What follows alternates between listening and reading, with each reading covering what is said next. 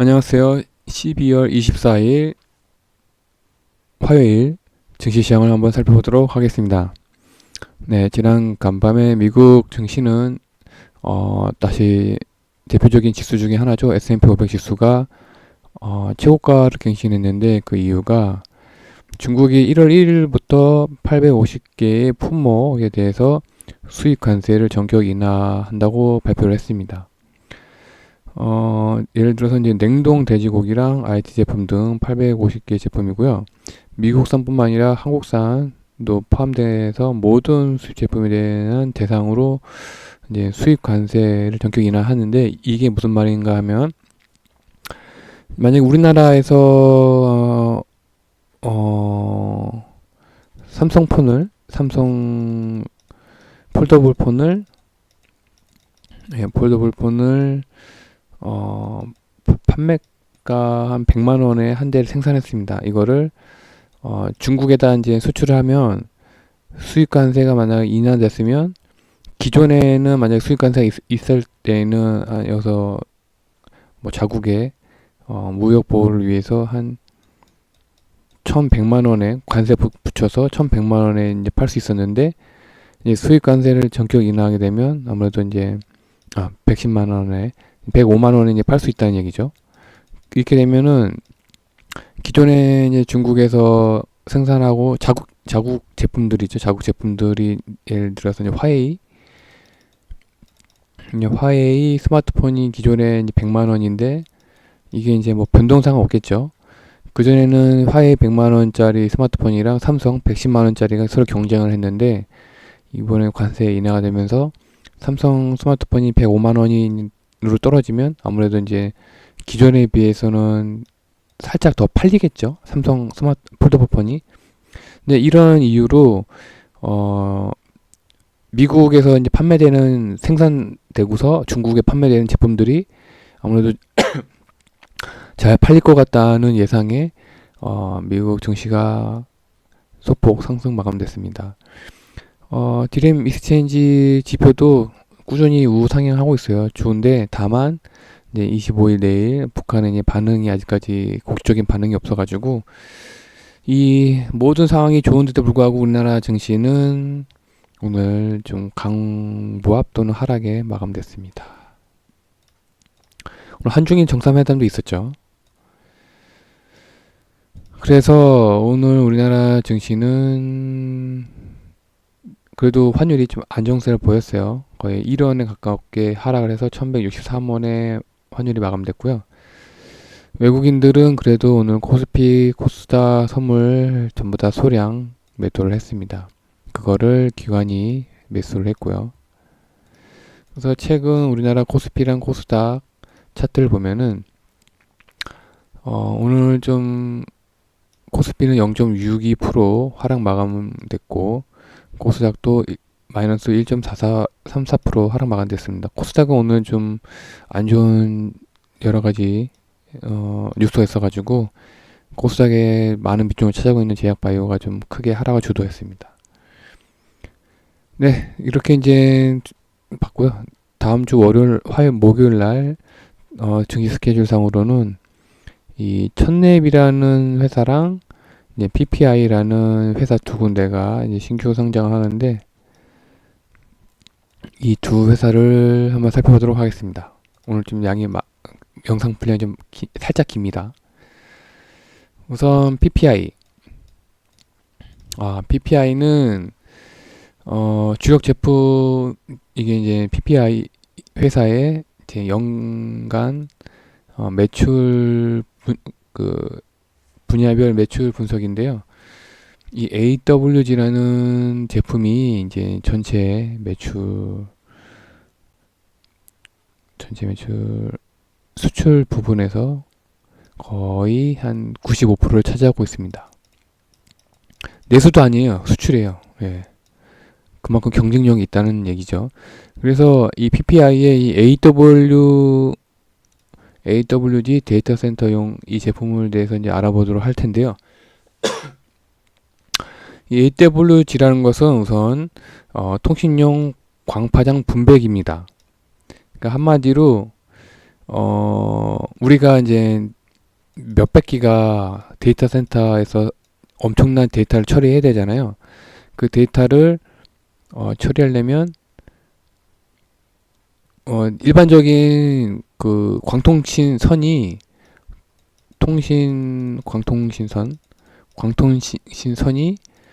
일반적인 우리가 쓰는 인터넷선이랑 좀 차원이 다릅니다. 거의 이제 레이저 비슷한 빛을 이용해서 데이터가 오고 가기 때문에 그에 맞는 선이 필요합니다. 광통신선이.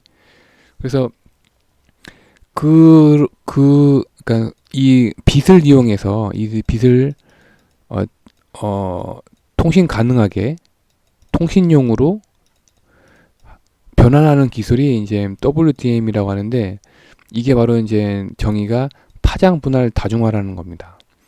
그러니까는 이 빛에는 뭐 빨주노초 파란보 한 7가지 색깔 있잖아요.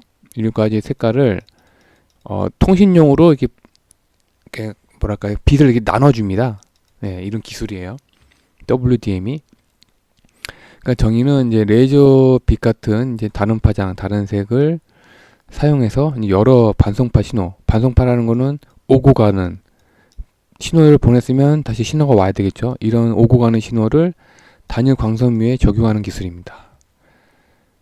그런데 좀 어렵게 이제 계속 어렵게 가는데, 이러한 이제 파장 분할 다중화 기술을 사용하려면 또 다른 기술이 필요한데, 여러 가지 기술이 필요한데, 그 중에 한 기술이 이제 PLC 기능인데, 이 PLC 기능이 이름이 이제 평판 형광 집중 회로라는 기술입니다. 그러면 이 평판 형광 집중 회로를 알아보려면 대략적으로 이런 PCB 기판이라고 해야 되죠. 반도체 기판에다가 이렇게 선을 이렇게 막 분할시켜줘서 여기서 이제 광이 빛이 들어오면 이거는 이제 PLC 기판에서 독자적인 기술로 데이터화 시키는 겁니다. 이렇게 여러 분분으로 데이터 시키는 건데, 이걸 좀 더 손쉽게 표현하자면 바로 이런 겁니다. 이런 거. 이 보시면 이게 이제 그 PPI의 특허예요. 특허인데, 이게 이제 하나의 제품이거든요. 이게 하나의 제품인데, 이 하나의 제품에 보내는 제품이랑 받는 제품 두 가지가 있어요. 이 그림으로 나와 있는데, 이 제품을 실제 제품이 이렇게 생겼습니다. 이렇게 위에 있는 거는 이렇게 생겼고, 밑에 있는 거는 이렇게 생겼습니다. 이제 이 두 개가 이 한 제품에 들어가 있어요. 한 제품에 들어가 있어 가지고, 이게 이제 결과적으로는 이게 이제 AWB 데이터용인데 이렇게 생겼습니다. 이 원리는, 그러니까 제가 이제 설명해서 좀 복잡하게 설명했지만, 이 원리를 간단하게 표현한 게 이겁니다. 여기 있는 광통신 그 빛을 이용한 데이터가 이렇게 들어오면은 이거 여러 부분으로 나눠가지고 여러 회선으로 이렇게 빛을 우선 갈라내죠. 빛을 여러 색의 빛으로 분류를 한 다음에 이걸 데이터화 시켜서 여러 분류 나누는 건데, 이게 이제 이 기술이 들어갔다는 얘기입니다. 어렵죠? 그래서 이 PPI라는 회사가 이 제품을 만들어서 판매를 하고 있는데, 전체 매출의 이제 거의 95%를 차지하고 있습니다. 이게 어디다 쓰이느냐?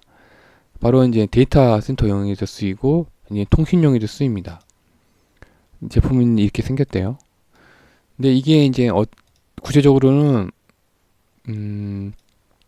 여긴 설명이 제가 빼먹었는데, 그러니까 그 데이터 센터가 있을 거 아니에요. 예, 데이터 센터.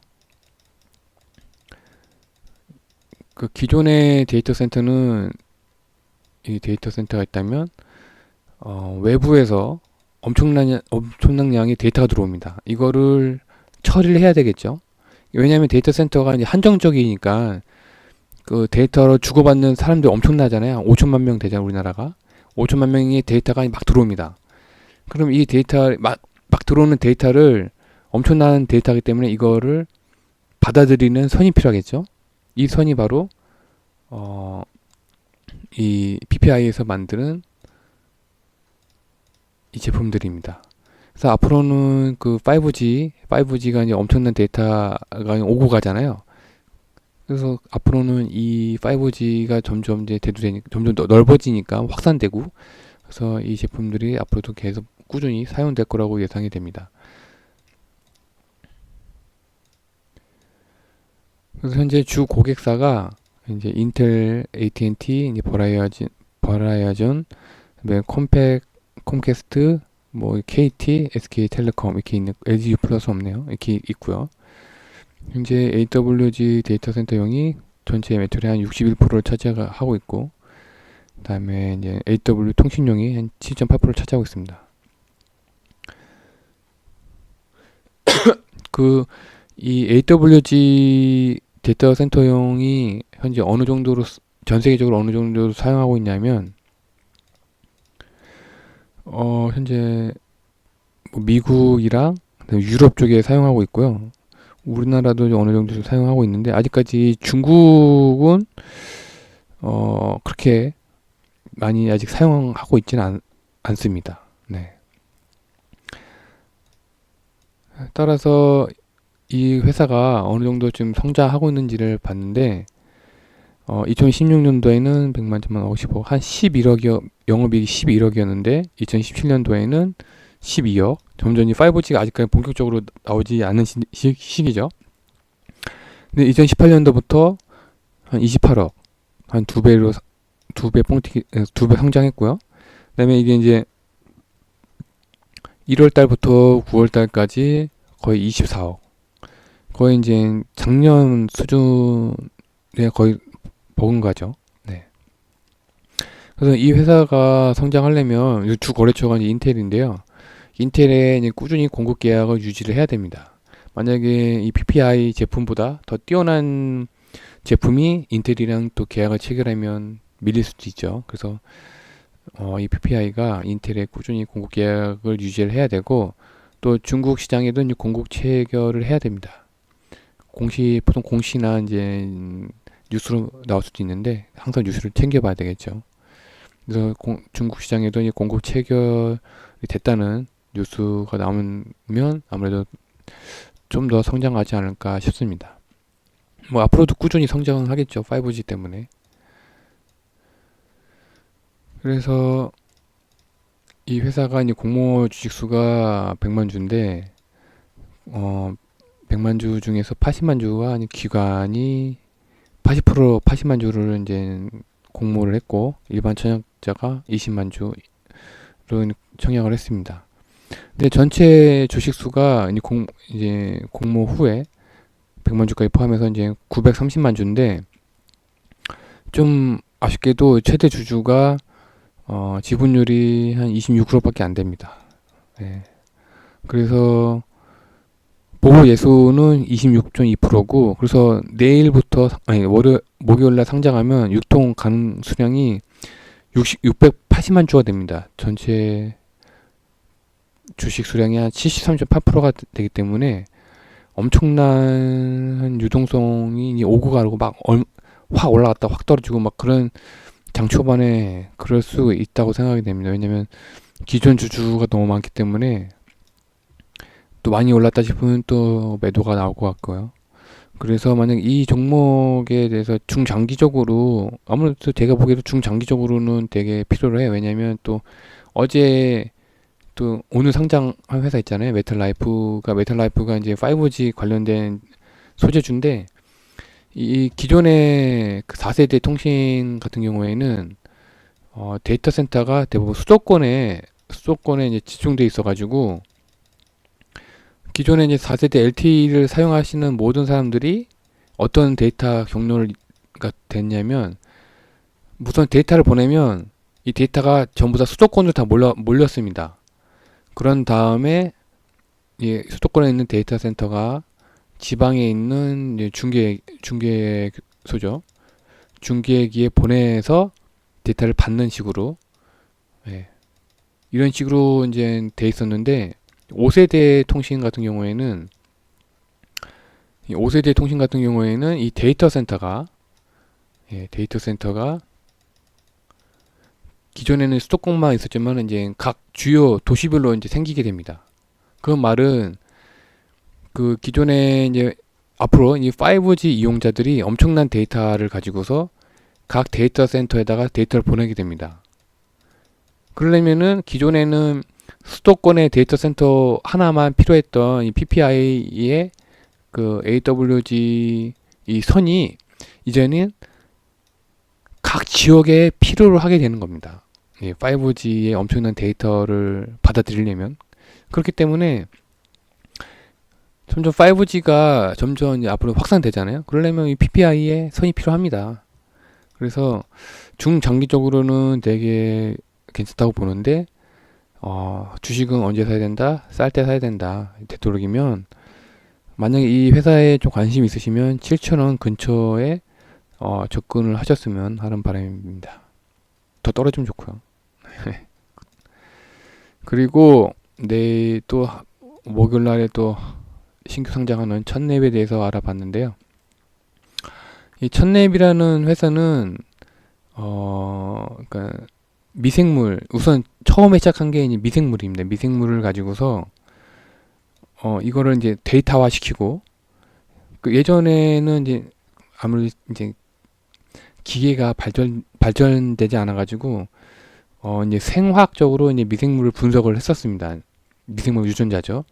근데 이제 1세대는 이렇게 했고 2세대 때는 이런 식으로 했고, 이제 3세대 요즘 들어서는 좀 더 세분화시키는 기술이 발전됐는데, 이 첫랩이라는 회사가 이런 뭐 단일 윤주나 미생물 군집들을 이제 세밀하게 분석을 해서 데이터화 시킨 겁니다. 이제 데이터화 시키고 이거를 이제 빅데이터화 시켜가지고 여기다가 이제 인공지능 AI를 접목시켜서 또 다른 이제 약이나 또 다른 걸로 발전시키는 그런 역할을 하는 곳인데, 그러니까 처음에 첫랩은 이 미생물을 가지고서 이제 연구를 하고 데이터화 시키는 일을 했었습니다. 네, 일을 하고 있고요. 그걸 매출도 올리고 있고요. 그래서 현재는 이 빅데이터의 수집을 하고 있어요. 이제 각가지 이제 미생물을 가지고서 미생물을 이제 사료도 추출하고 균주도 연구하고, 근데 글로벌 데이터에도 올리고 이제 선별 검증도 해야 되겠죠. 세계적으로도 이 첫랩에서 데이터 추출시킨 게 과연 글로벌적으로 좀 인정을 받을 수 있느냐, 그런 것도 이제 검증을 받아야 되고, 그렇게 이제 점점 이 첫랩이라는 회사가 꾸준히 연구를 해서 이제 데이터를 많이 이제 축적을 했다는 얘기입니다. 근데 이걸 가지고서 이제 AI가 많이 발달되잖아요. 예를 들어서 이제 최근에 그 이세돌이잖아요. 이세돌 바둑기사. 이세돌과 한돌이 이제 바둑 대전을 벌였잖아요. 한돌이 이제 AI인데, 그 정도로 이 AI가 이제 분석 능력이 엄청납니다. 그래서 이 첫랩에서 그동안에 이제 축적되어 온 이 미생물에 관련된 미생물의 데이터와 AI가 이제 접목을 시키면 새로운 치료제를 후보를 발굴할 수가 있는 능력까지 이제 접근을 하게 되는 겁니다. 그러니까 이게 이제 현재까지로서는 이제 이 첫랩의 원천 기술이에요. 여기까지가. 근데 이제 이 매출 상황을 보시면 아시겠지만, 이 첫랩에는 그 미생물 생명 정보 플랫폼 및 솔루션으로 전체 매출을 차지하고 있어요. 그런데 앞으로 이제 진출할 분야가 이 지금까지 갖고 있는 데이터를 가지고서 약을 개발하고 그걸 이제 판매하려고 해요. 왜냐하면 이 재무 상황을 보시면 아시겠지만, 전체 매출액, 이 첫랩의 전체 매출액이 이 미생물 정도인데, 이 판매비 및 관리비, 그 다음에 연구개발비가 엄청나기 때문에 이 매출액을 상회합니다. 따라서 올해 누적 3분기 동안에도 적자입니다. 네. 그래서 앞으로 이 첫랩이 성장하려면 그동안에 쌓아온 미생물 데이터를 가지고서 후보 물질을 빨리 발굴하는 게 이제 성장을 할 수 있겠죠. 그래서 이 첫랩이 이제 파이프라인을 공개를 했는데, 뭐 이제 면역 항암제, 그다음에 장질환, 간질환, 신경질환 이 네 개의 분류를 가지고서 그동안에 이제 쌓아온 미생물 데이터를 가지고서 치료제를 발굴을 하려고 현재 노력을 하고 있고요. 현재 눈에 보이는 시점은 여기 이제 이 간질환 있잖아요. 간질환이 이제 2022년 2분기 때나 이제 어느 정도 윤곽이 드러날 거라고 보이고요. 이 장질환 같은 경우에는 2022년 4분기 때 한 1차 임상 종료를 현재 예정하고 있고요. 면역 항암제는 2023년 3분기인데 2차 임상이 한 종료될 것으로 예상됩니다. 그래서 이 첫랩은 좀 중장기적으로 좀 지켜봐야 할 종목 같습니다. 왜냐면 지금 이 판매비, 관리비, 연구개발비가 너무 많이 들기 때문에 흑자 전환을 하려면 이 파이프라인이 빨리 가시적인 성과가 나와야 되는데 이게 좀 더 2022년까지 기다려야 되기 때문에 좀 더 좀 중장기적으로 좀 지켜봐야 할 종목인 것 같습니다. 미생물 연구 분야는 저도 되게 기대가 되네요. 왜냐면 그 대표적인 게 헬리코박터가 있잖아요.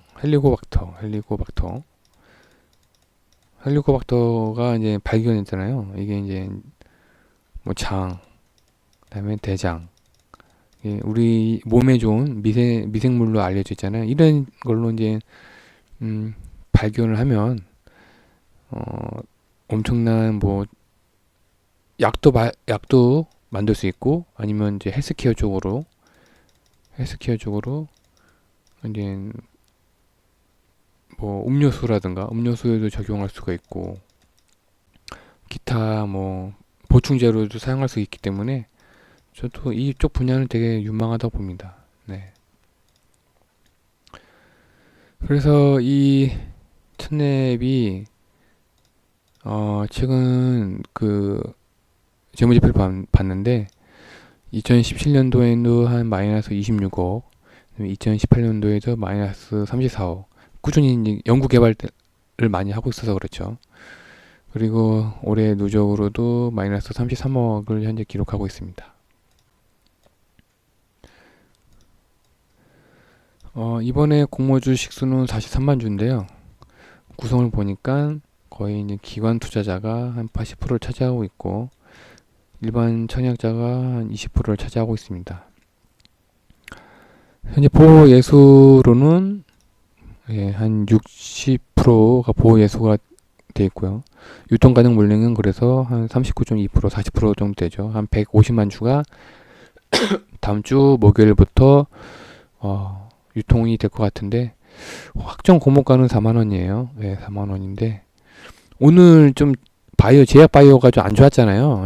제약 바이오가 오늘 좀 안 좋아가지고 목요일날 좀 걱정이 돼요. 이 첫랩이라는 회사가. 오늘 종목들도 다 검색을 해봤는데 뭐랄까 눈에 띄는 종목이 잘 안 보이더라고요. 시장 특이사항으로는 비보존이 지금 이상 실패했다고 하는데, 이게 이제 비마약성 진통제입니다. 비마약성 진통제인데 이상이 실패했다고 뜨지만, 뭐 이건 좀 더 지켜봐야 될 부분이고, 또 인보다 사태가 있죠. 코롱생명과학 대표이사가 검찰 측에서 구속영장을 신청하는 바람에 오늘 좀 제약 바이오가 좀 안 좋았습니다. 이 영향 때문인지 다음 주 목요일 날에 이 첫랩도 어떻게 보면 바이오 쪽인데 좀 영향을 받지 않을까 좀 걱정이 되네요. 그래서 이제 오늘 추천 종목들을 살펴봤는데, 오늘 뭐 삼성전자도 좀 하락을 했지만 뭐 그게 큰 우려사항은 아니고요. 호텔 신라랑 SK 머티리얼즈가 좀 하락을 했는데 좀 눈에 띄게 일부 수익을 실현해야 되는 시그널이 좀 떴어요. 이 두 회사 업종이, SK 머티리얼즈랑 호텔 신라가. 그래서 일부 수익 실현을 추천드립니다. 네, 오늘은 다음 주 목요일 날에 두 회사가 상장한다길래 이게 살펴봤습니다. 크리스마스 이브네요. 네, 크리스마스 이브라서 모두 행복한 메리 크리스마스 되시길 바라고요. 다음 주 목요일 날에 굳이 북한이 좀 조용히 넘어갔으면 하네요. 다음 주 목요일 날에 기쁜 마음으로 다시 뵀으면 합니다. 메리 크리스마스. 다음 주 목요일 날에 뵐게요. 제가 보기에는 이 지금 우리나라 보시면 아시겠지만 지금 이 상황에도 우리나라는 꾸준히 올라왔어요. 올라왔는데 단지 이 북한 이슈 때문에 지금 이틀 동안 조정을 받았는데 이 북한 이슈가 만약에 사라진다면 어떻게 될까요? 네? 북한 이슈만 사라진다면 그리고 그 대주주 양도세도 다음 주 목요일 날이면 이제 사라지죠. 그 디램 반도체 지수는 우상향이에요. 그럼 이 우리나라 주가를 지금 따져봅시다. 우리나라 지금 주가를 하락시키는 요소들, 예를 들어서 북한 이슈, 그다음에 대주주 양도세, 이 두 개밖에 없어요. 그쵸? 지금 뭐 한중일 정상회담은 앞으로 잘 해보자. 그러니까 지금 중국에서 이제 우리나라들 포함해서 관세를 낮췄어요. 이 두 가지 이슈만 사라지면 어떻게 될까요? 그거는 이제 여러분들한테 상상에 맡기겠습니다. 네. 모두 즐거운 메리 크리스마스 되시고요. 다음 주 목요일 날에 뵙겠습니다. 감사합니다.